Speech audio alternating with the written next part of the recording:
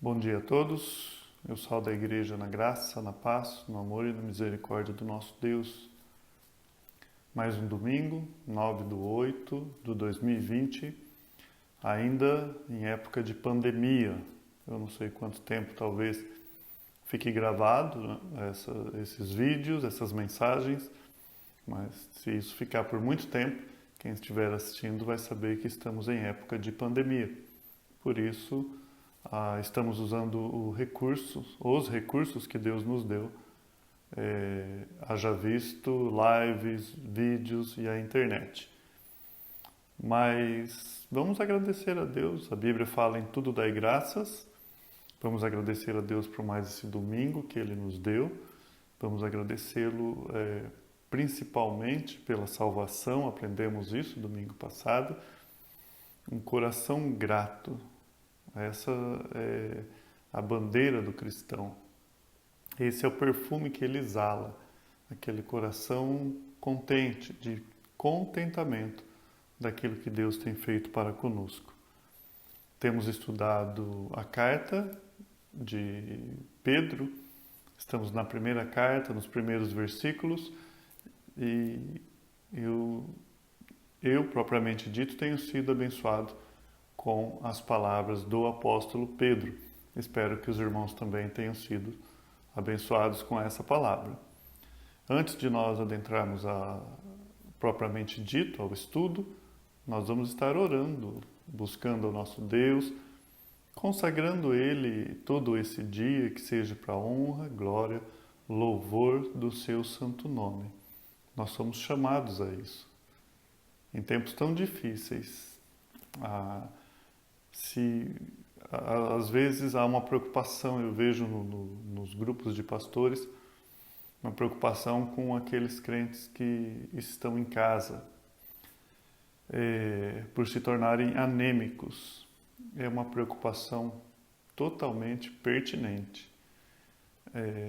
Não desmereça essa preocupação, mas quando nós vamos às Escrituras, nós vemos a forma de Deus trabalhando com o seu povo. E mesmo em meio à adversidade, havia pessoas que tudo que elas queriam era exatamente uma desculpa para parar, para não seguir a Deus, os seus preceitos, os seus caminhos.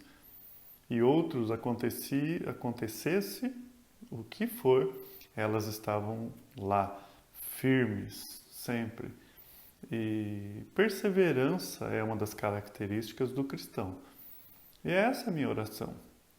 A minha oração é que, se você é aquela pessoa que precisava sempre ter alguém te empurrando ou puxando, ou que você estava sendo iludido porque você encontrava descanso na sua consciência de estar indo na igreja, e a ausência da igreja no sentido prédio pode te mostrar que você era apenas um religioso. Isso é tão natural quanto a carne pode promover, da velha natureza. Se você é um convertido, naturalmente, como a nova natureza pode promover, o que vai acontecer? Você vai começar a voltar aos caminhos do Senhor. E ao ponto que eu quero chegar.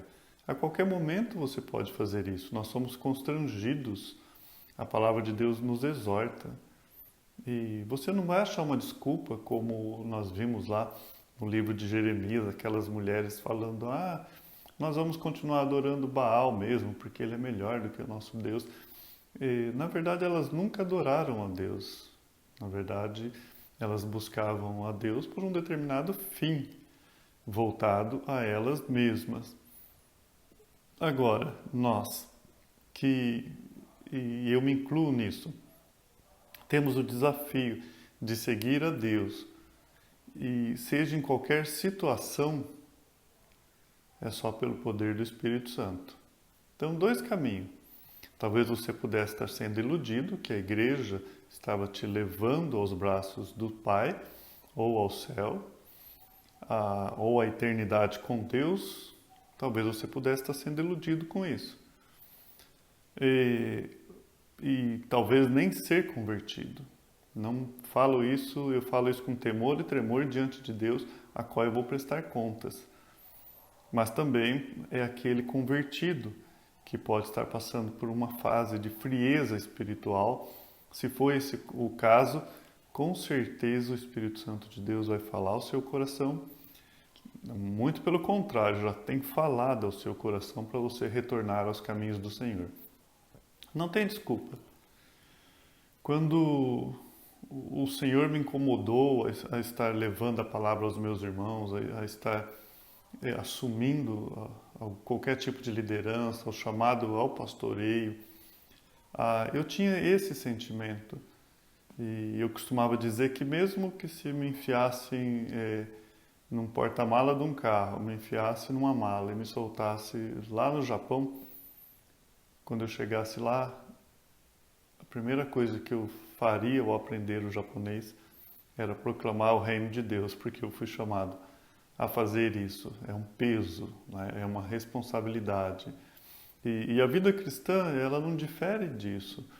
O verdadeiro cristão, ele tem o Espírito Santo nos constrangendo, nos incentivando, nos exortando, através da sua palavra.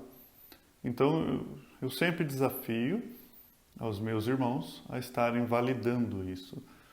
Eu prefiro ser taxado de chato, né, inconveniente, do que negligente nesse sentido. Tenho qualquer tipo de dúvida, eu questiono salvação, questiono o Evangelho. Por quê? Porque é um assunto muito sério para se tratar na brincadeira. É um assunto muito sério. É um assunto que se diz a questão da vida e a morte. Vida eterna, morte eterna.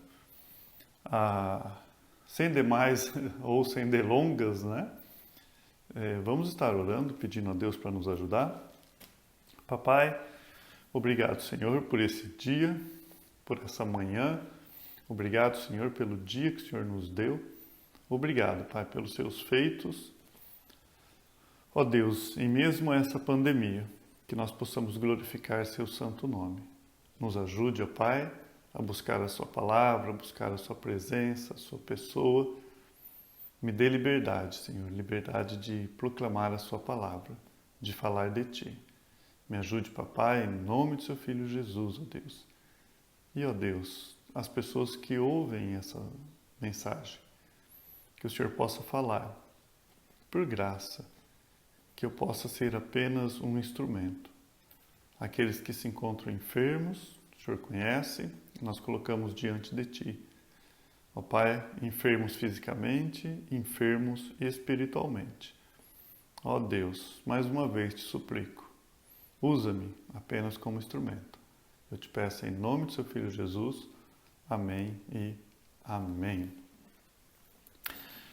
1 Pedro, nós estudamos até o verso 5 a semana passada.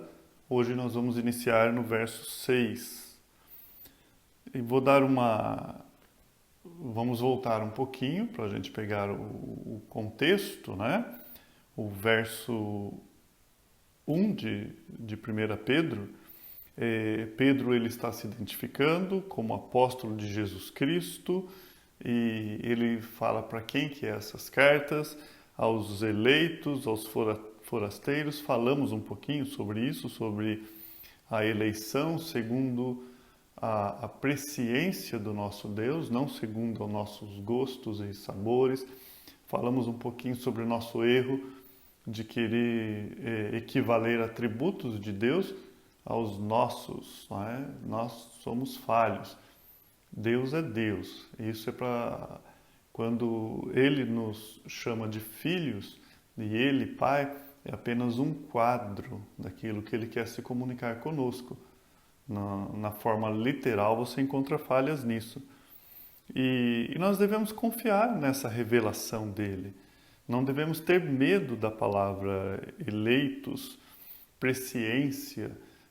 Alguns se assustam, falamos sobre isso, que isso pode causar incômodos, né? Incômodo a algumas pessoas. Ao verdadeiro cristão, ele não tem incômodo. Tem o desafio de buscar a verdade, viver por essa verdade, não como o fim do proveito próprio, mas o fim de querer glorificar a Deus. Então, o interesse de você saber o que é a verdade não é para você ganhar uma disputa teológica, para você se considerar mais sábio. O interesse de você aprender a palavra de Deus é porque você tem interesse de honrar o seu Deus. E quanto mais você conhece o seu Deus, mais fácil fica de você estar nos caminhos certos. Quanto mais você conhece a Deus, mais as suas orações são respondidas. O próprio Jesus disse isso: tudo que pedires ao meu Pai e for do agrado, tudo que pedires em meu nome e for do agrado do meu Pai, vou-lo concederei. Então Jesus ligou o resultado, a resposta da oração à vontade do Pai. Como saber a vontade do Pai? Palavra de Deus. Então, até as nossas orações, elas passam a ser respondidas porque você não vai pedir as coisas a Deus que você sabe que já tem um não. E é um não efetivo, não tem motivo. E as suas orações vão ser mais voltadas para Ele, para o reino dele, do que para você mesmo. E então falamos um pouquinho sobre isso, né? No verso 3, no verso 1 e 2 é a apresentação para quem que é. E o verso 3, bendito Deus Pai do nosso Senhor Jesus Cristo, que segundo as suas muitas misericórdias, nos regenerou para uma viva esperança mediante a ressurreição de Jesus Cristo dentre os mortos. Fantástico. Falamos sobre a alegria cristã semana passada e vamos falar um pouquinho mais hoje. Aí o verso 4 ele vai falar sobre uma herança, que não é essa herança corruptível que nós temos, né, aqui.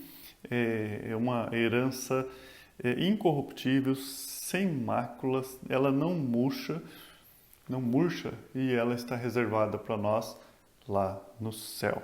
Aí sim, a partir de agora, vamos dar continuidade no verso 6.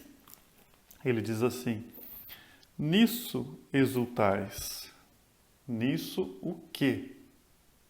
Por isso que eu dei a introdução.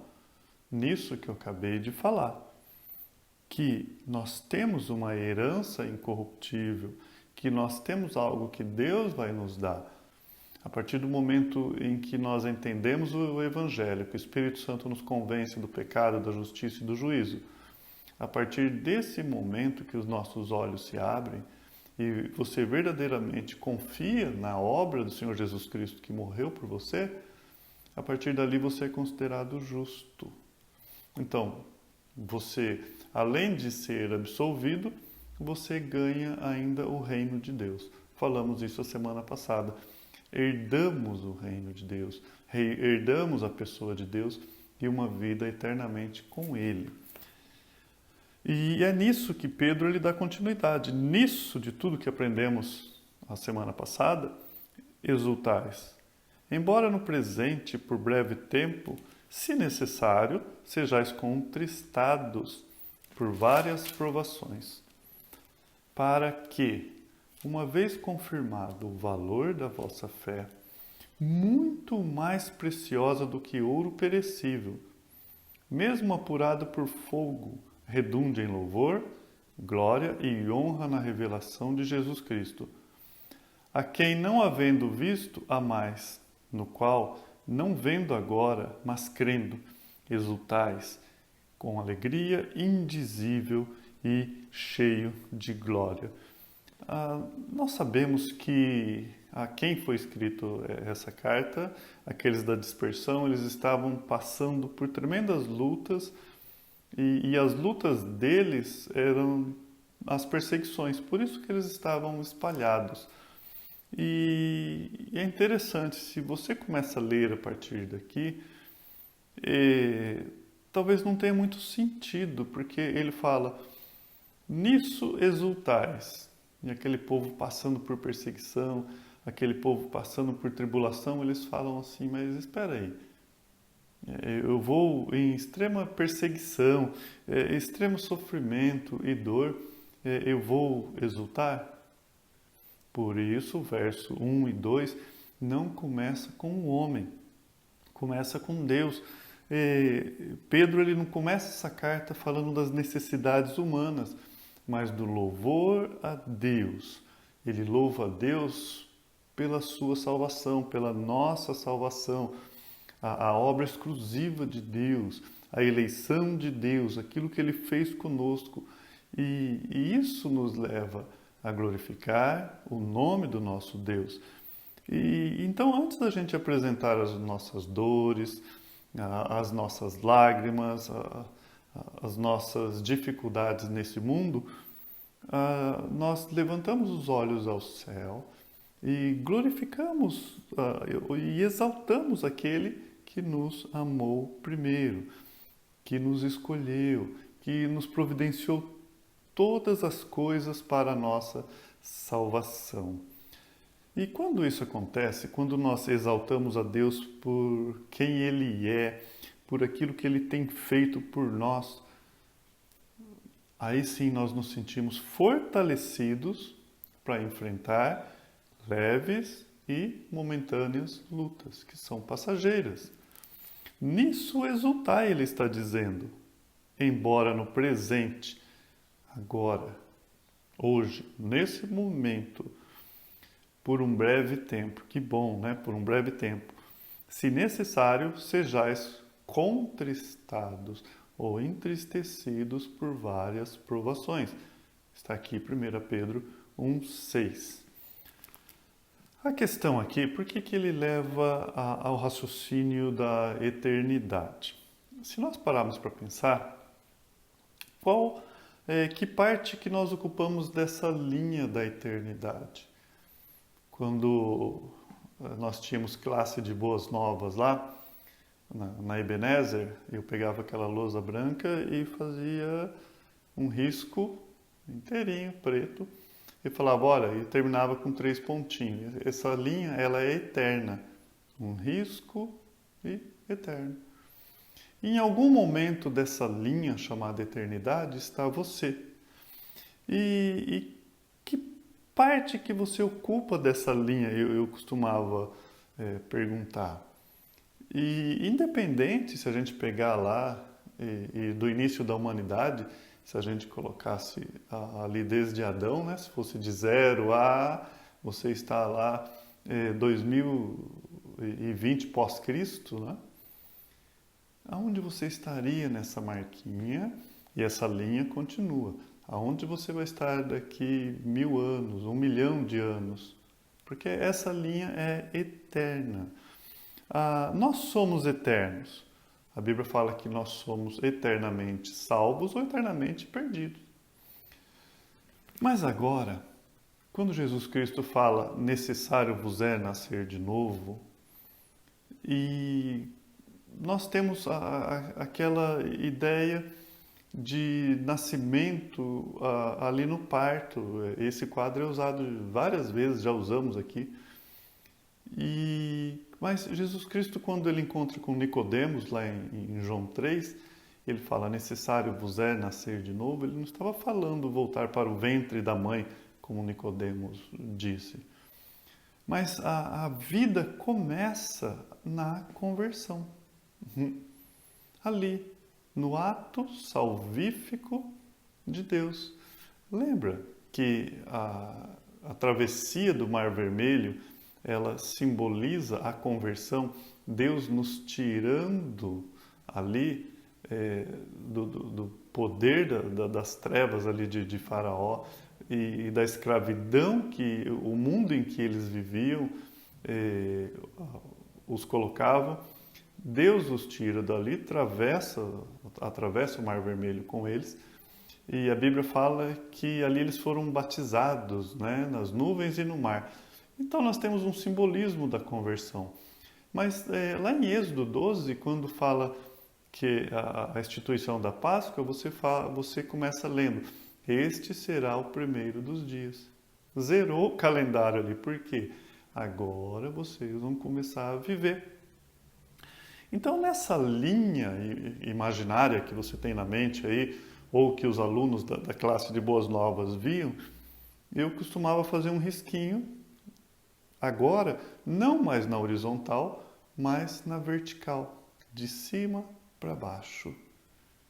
Aquele que veio do alto, ele atravessou essa linha.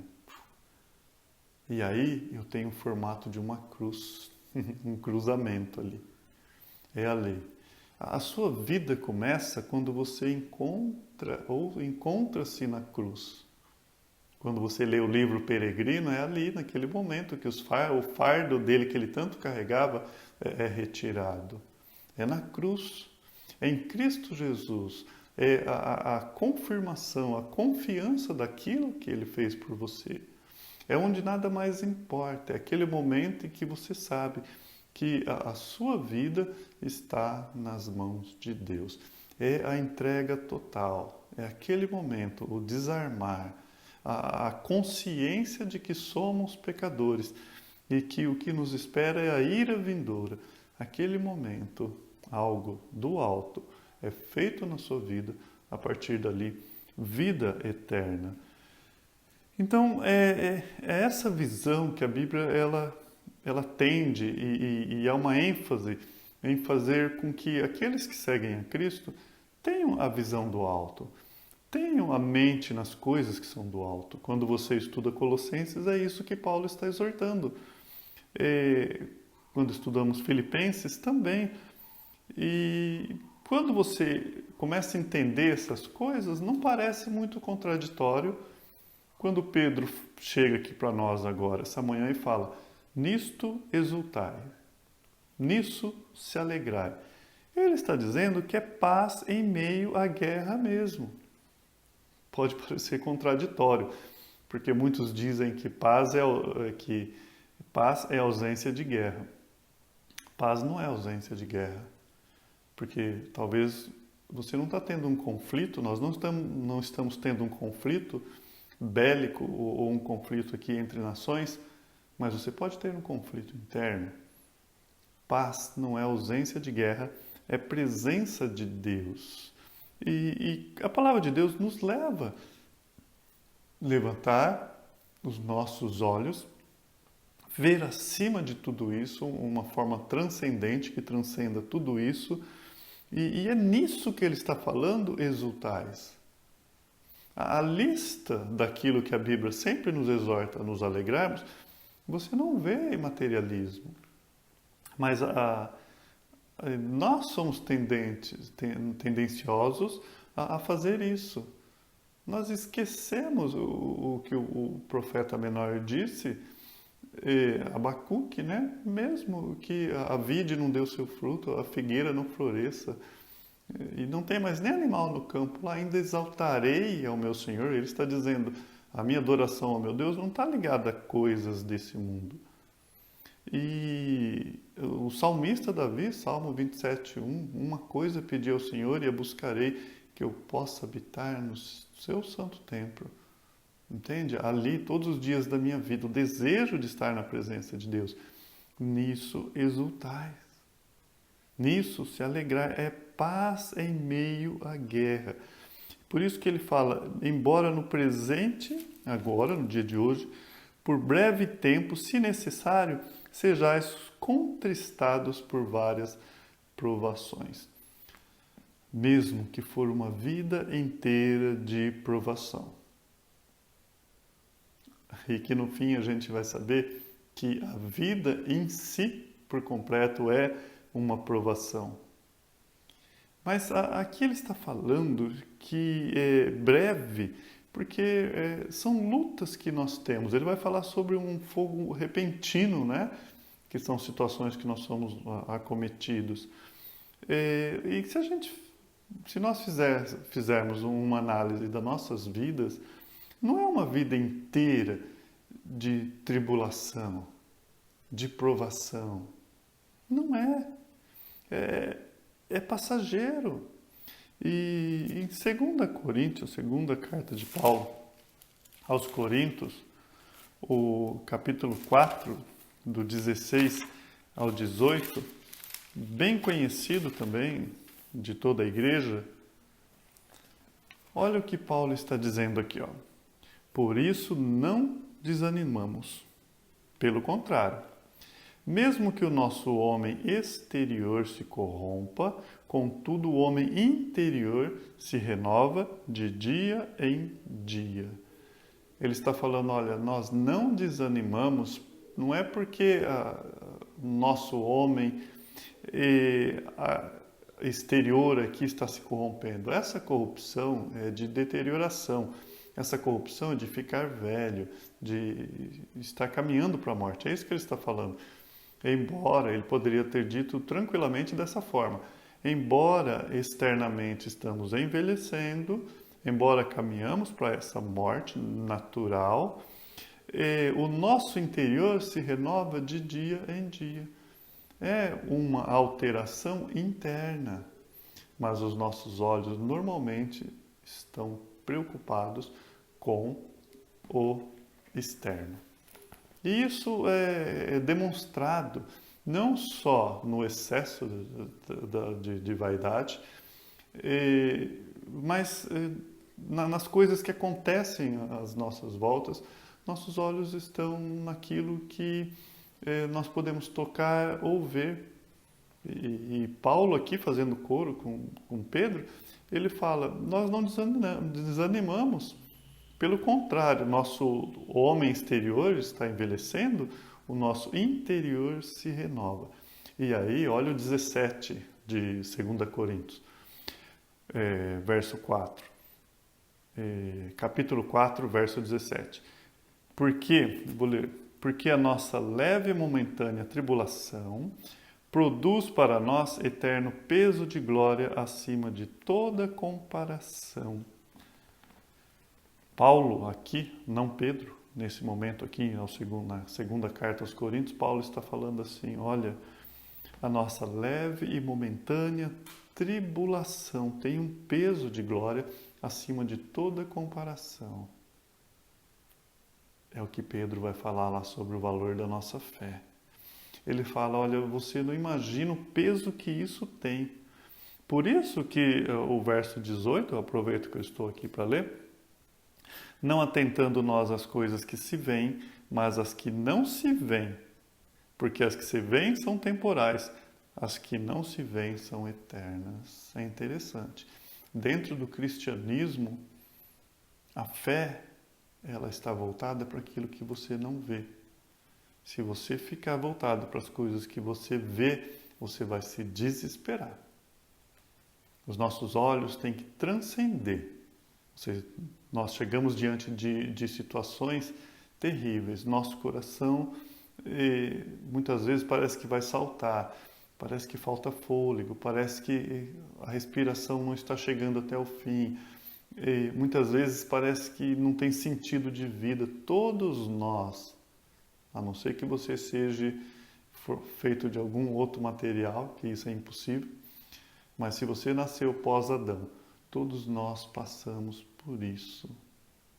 Haja visto que há muitos falsos mestres e aproveitadores que aproveitam, sabendo que toda a humanidade passa por isso, fornecendo um falso evangelho.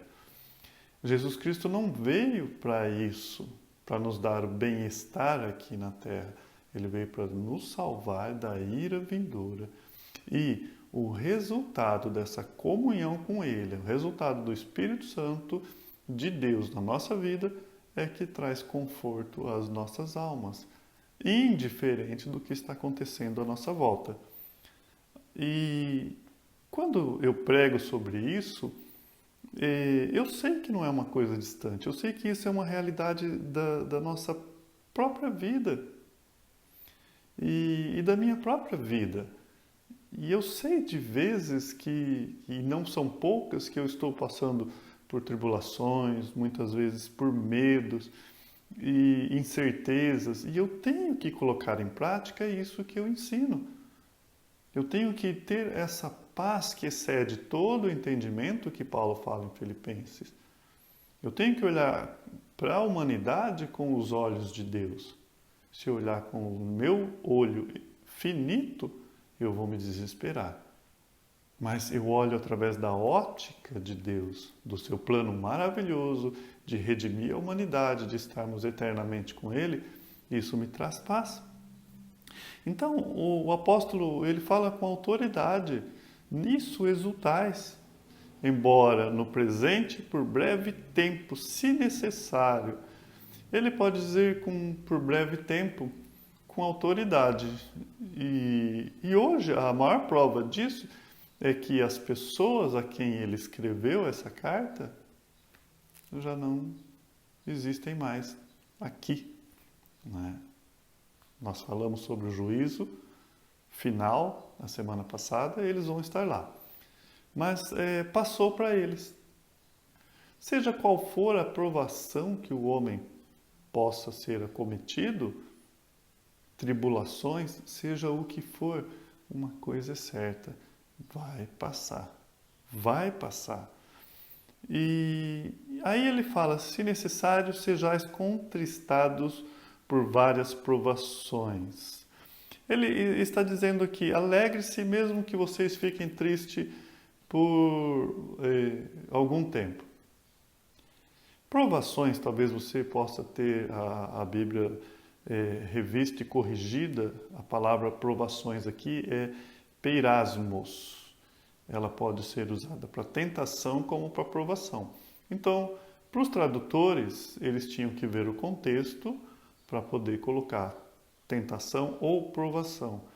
A corrigida, ela usa tentação, mas depois, a atualizada, eles arrumaram isso. Lá em Tiago também é a mesma palavrinha, peirasmos. Ela significa tentação e provação. E Tiago usa as duas ali para dificultar os tradutores. Mas eles também ali acertaram. Então a maioria concorde aqui que essa palavrinha, peirasmos, aqui nesse local, são provações por causa do contexto geral. Contristados, tristes. Bom, às vezes você fala assim, eu vou lá na igreja para ouvir a palavra. Não, eu vou assistir um vídeo para ouvir a palavra que ela vai falar comigo. E aí você vê Pedro falando assim, olha, não estejais triste. Você fala, a palavra foi para mim hoje, porque eu estava triste, agora eu estou contente. Às vezes você usou a palavra do pregador ou de algum irmão, ou leu as escrituras, só de uma forma como você usaria qualquer outro livro ou qualquer conselho de um amigo que deu para você, que nem usaria a Bíblia. Olha, levante a cabeça, né? E isso aqui que Pedro está falando é muito além de um mero conselho para você se alegrar, porque o motivo das nossas tristezas podem ser muitas e não muitas vezes voltada por provações reais. Às vezes o time perdeu e você está triste. E aí você vai ler um versículo como esse e fala, não, mas é temporário, isso vai passar. Não conseguiu alguma coisa que você queria ou alguém que você queria, você está triste. Não conseguiu realizar algo, você está triste. Então, a fonte da nossa tristeza, ela pode ser uma fonte errada. Quando nós vamos lá em Jonas, capítulo 4, Deus está tratando o coração de Jonas. No verso 4 ele fala assim, e disse o Senhor, Jonas 4:4, é razoável essa sua ira? Deus está falando, você tem alguma razão para isso? Esse comportamento é bom? Então, a maioria das nossas, que nós chamamos de provações, é resultado de uma vida não voltada os olhos a Deus, aquilo que Paulo falou. Que nós não vivemos por vista, mas sim por fé. E causamos essas tristezas porque nossos olhos estão nas coisas erradas. Não é dessa tristeza aqui que ele está falando, que às vezes é necessária. Ele está falando realmente de sofrer pela causa de Cristo, por sofrer por ser cristão, por sofrer, é uma luta, muitas vezes em fazer a vontade de Deus, é aquela luta concernente ao cristianismo. Quer um exemplo? Aqui mesmo em 2 Coríntios, no capítulo 7, o verso 8 e 9, Paulo havia mandado uma carta para a igreja. E essa carta causou o quê? Tristeza. E no verso 8 ele diz assim: porquanto, ainda que vos tenha contristado, ou ele está dizendo, mesmo que a minha carta lhes tenha causado tristeza, não me arrependo. É o que ele está dizendo. Na NVI ele fala assim: é a verdade que no começo, a princípio, eu me arrependi, pois eu percebi que a minha carta entristeceu vocês, mesmo que um pouco de tempo. E aí ele fala assim: mas agora eu me alegro, porque vocês foram entristecidos, mas essa tristeza levou vocês ao arrependimento. Paulo fala um tipo de tristeza que é boa, um tipo de tristeza que é boa. O verso 9 ele fala assim: agora me alegro, né? Não porque fosse contristados, mas porque fosse contristado para arrependimento. A NVI me ajuda um pouquinho mais. Agora, porém, me alegro, não porque vocês foram entristecidos, mas porque a tristeza levou ao arrependimento, pois vocês se entristeceram como Deus desejava e de forma alguma foram prejudicados por nossa causa. A tristeza, segundo Deus, produz um arrependimento que leva à salvação e não remorso, mas a tristeza, segundo o mundo, produz morte. A tristeza, segundo o mundo, leva à morte. Existem tristezas que elas são saudáveis, porque ela está operando algo em você. Por exemplo, uma tristeza quanto ao pecado. Às vezes eu me entristeço por coisas que eu faço, coisas que eu não parei para pensar. E nós somos assim. Lembra, Davi, quando ele consultava a Deus, as coisas acontecesse o que acontecesse, ele estava tranquilo dentro da vontade de Deus. Às vezes ele não consultava a Deus e fazia coisas que não devia. Mas ele se entristecia, está aí os Salmos. Josué, lembra? Quando aqueles homens vieram com sapato velho, com pães, né? Mofados, e enganou as 12 tribos, e eles fizeram um pacto de juramento, e a Bíblia está escrito porque não consultaram a Deus. Então, nem tudo nós estamos aqui alinhados, estamos ali buscando a presença de Deus. E há coisas que nós fazemos, todos, eu não sou exceção, em que causa esse entristecimento. Então, existem várias origens. E se eu fui entristecido por coisas que eu fiz de errado perante Deus, quem me clareou que isso é errado? Quem disse para mim que é errado? O Espírito Santo de Deus. O temor a Deus, vindo pelo Espírito Santo de Deus, confirmou no meu coração que aquilo que eu fiz é errado. Então, a minha tristeza veio de Deus e ela não vai operar morte, ela vai operar vida, porque ela opera arrependimento. Esse arrependimento foi necessário para a sua conversão e é necessário para chegar diante de Deus como réus confessos e ali entender que nós somos perdoados e Ele quer que nós nos apropriemos desse perdão e Ele quer que nós confessemos os nossos pecados, como João vai dizer isso. Então ele faz um trocadilho aí, Pedro, né? Voltando em 1 Pedro, ele fala assim: nisso exultais, embora por um presente, no presente, por breve tempo, se sejais, ou se necessário, sejais contristados por várias provações. Provações, não confunda. O verso 7 de 1 Pedro está aqui. Para que, uma vez confirmado o valor da vossa fé, muito mais preciosa do que ouro perecível, mesmo apurado por fogo, redunde em louvor, glória, honra, na revelação de Jesus Cristo. Agora ele vai falar da nossa fé. Então ele fala, olha, vocês podem sim, em meio à pandemia, vocês podem, em meio a diversas tribulações, ter essa paz, esse gozo inefável, isso que vem de Deus. Você pode. Mas ele vai falar que isso confirma a nossa fé. Qual é a confirmação da sua fé? Eu me lembro de situações terríveis que eu já passei, de adversidade, de vezes de eu chorar diante de Deus, de vezes de não ter tempo para isso, hábil, mas estar em oração.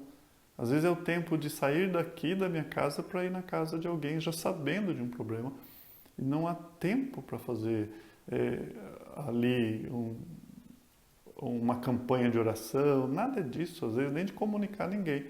É o tempo de chegar lá e você nesse tempo estar orando. Às vezes o problema chega diante de nós, tão repentino. E como que você encontra paz? A fé, o valor da fé. Você já passou por situações que, com certeza, eu já passei, em que não nos resta mais nada a não ser a fé. Só que a nossa falta de fé faz com que, às vezes, nós esquecemos da existência. Não é uma torcida que vai dar tudo certo. Uma coisa é você torcer para dar certo. Outra coisa é a convicção de que Deus está no comando de todas as coisas. No comando de tudo. Aconteça o que acontecer. Você pode dizer, eu estou em paz. Amados, como eu almejo essa paz. A Bíblia diz, busque a paz e siga. Como é bom, como é doce essa paz. Pode estar acontecendo o que acontecer, o que estiver acontecendo. Nosso corpo pode estar se esvainecendo, nosso corpo pode estar como um orvalho, derretendo como uma pedra de gelo ao sol. Mas internamente, se você tem essa paz que vem da fé, por isso que é preciosíssima a fé. A bolsa de valores do cristão, o que tem valor? Ouro, prata, a fé. Pedro ele compara algo espiritual com algo material. Ele fala, a fé vale mais que ouro que é perecível. E ele faz uma comparação de coisas que são desse mundo. Então, a nossa fé, a nossa fé, se ela não for provada, ela pode ser até verdadeira, mas como que você sabe? Como você sabe se você tem fé? Deus nos mostra, refinando-a como ouro. Deus permite situações e às vezes até promove situações para apurar a nossa fé. E a fé é algo impressionante. Ela prospera, ela avança quando as coisas estão contra ela. E a fé provada, ela traz experiência. Se não fosse as provações, você estaria parado, estático, ali em suas fraquezas, porque você nunca teria conhecido verdadeiramente o poder de Deus. Nunca. E o cristianismo, nós vemos e vivemos o poder de Deus através da fé, desde o nascimento, o novo nascimento, até a morte. E a vida eterna com Deus. Se não fosse as provações, você nunca havia provado o amparo de Deus, nunca havia sido amparado por Deus. Nunca haveria a necessidade de ser socorrido por Deus. Então, as tribulações, as provas, elas promovem isso. Hoje você pode dizer que tem uma experiência com Deus por causa das tribulações que você passou. Isso gera consistência, gera segurança. A fé, ela é exercitada através da aprovação. E aí te fortalece, você pode olhar para trás com autoridade. Quer ver um texto em 1 Samuel, capítulo 17? Davi, um texto ali conhecido, e bem conhecido, né? Quando a questão lá do gigante, que Davi iria enfrentar Golias, então ele chega para Saul, no capítulo 17, o verso 34, olha o que ele diz para Saul. Teu servo. Então disse Davi a Saul: teu servo apacentava as ovelhas do teu pai, e vinha um leão ou um urso e tomava uma ovelha do rebanho. Eu saía após ele e o feria, e o livrava da sua boca. Levantando-se ele contra mim, lançava-lhe mão da barba e o feria e o matava.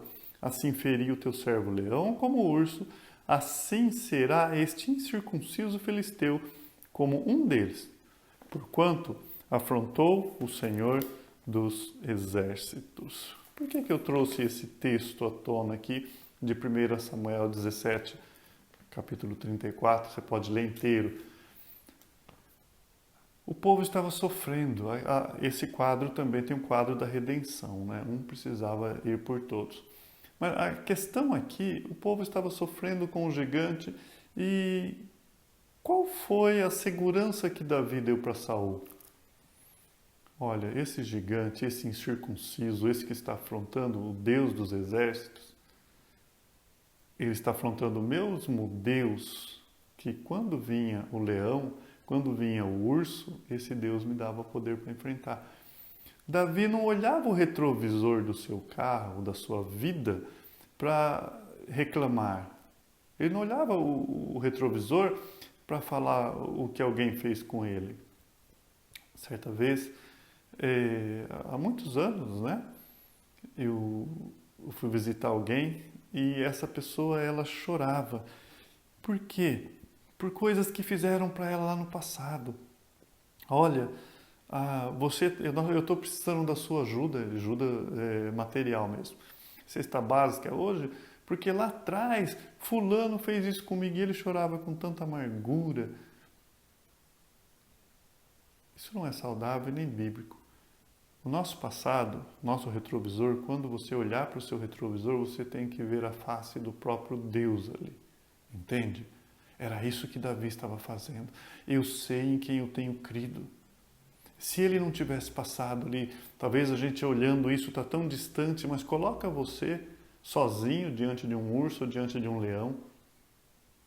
Qual é a chance? Hoje, de vez em quando, sai alguns videozinhos, eu não gosto de ver, mas eu vi um missionário mostrando fotos de uma pessoa da aldeia lá que foi pego por uma onça, vê o estrago que ela fez e o tamanho da onça, sozinho. Então Davi, ele sabe o que ele passou, ele sabia o que ele passou e o livramento que Deus deu. Mas Davi precisou passar. Então quando há essas lutas nas nossas vidas, eu costumo olhar para isso e falar, Senhor, glorifica seu nome através disso, e que eu possa aproveitar isso para aprender mais de Ti, em confiar em Ti.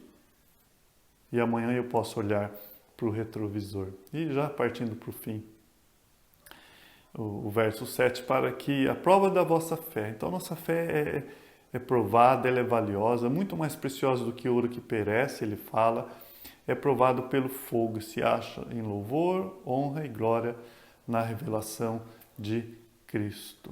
Cristo tem interesse na sua fé. O verso 8 e 9. Ao qual, não havendo visto, amais, no qual, não vendo agora, mas crendo, vos alegrais com gozo inefável. Olha aqui a fonte do gozo inefável. A presença de Jesus Cristo, alcançando o fim da vossa fé, a salvação da alma. Ele dá outra dica. Qual? Amar a quem não vê, ao qual não o vendo, nisto amais. Pergunta, quem você ama? Ou o que você ama, né? É mais que um sentimento, é quem a pessoa representa.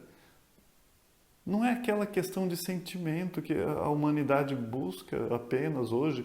A química tem que ter algo nesse sentido, quer ter um relacionamento forte em cima de uma paixão. Não é isso, é amor.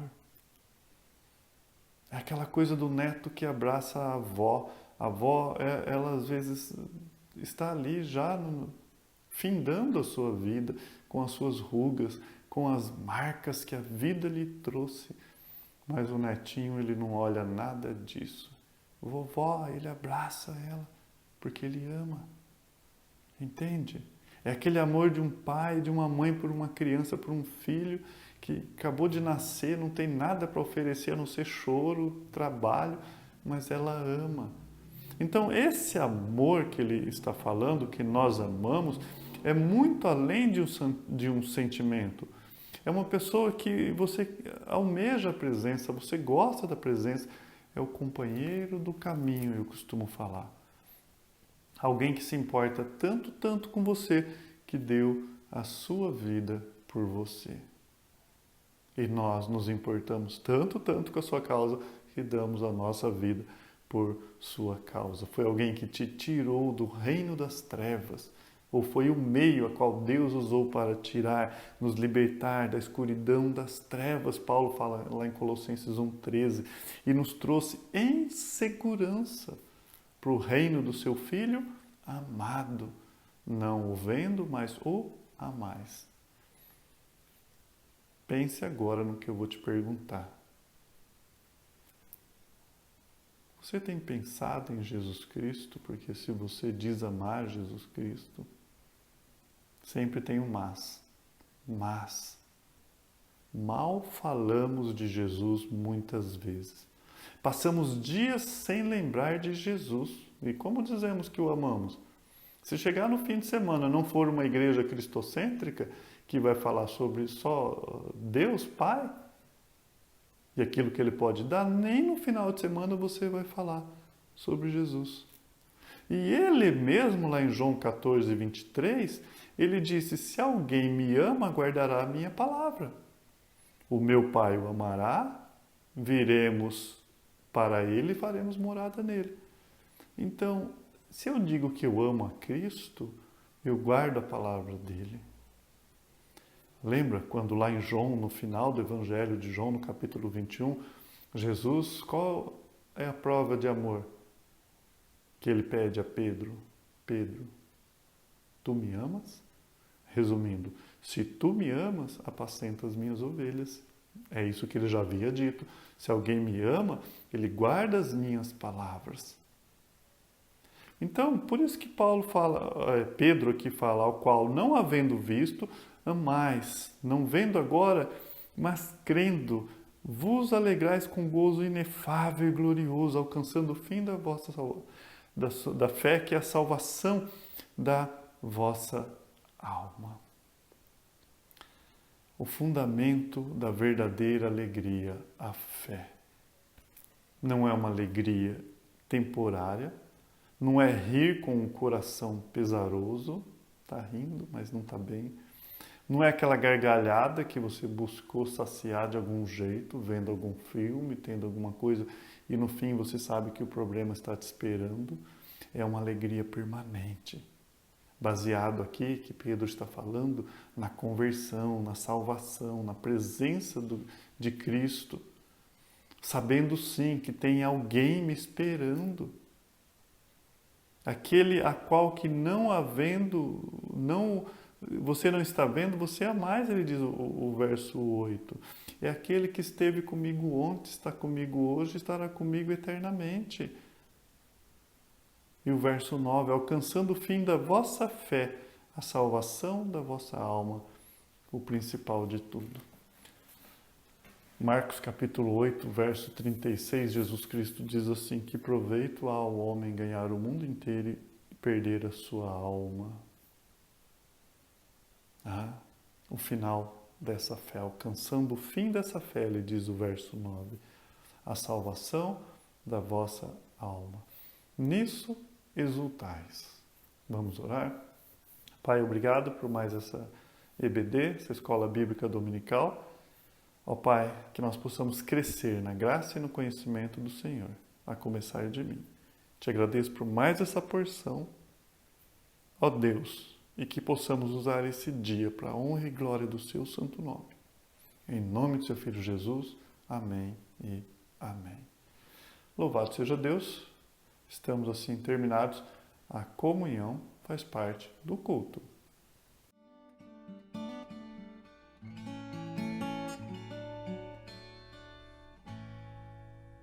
Amém.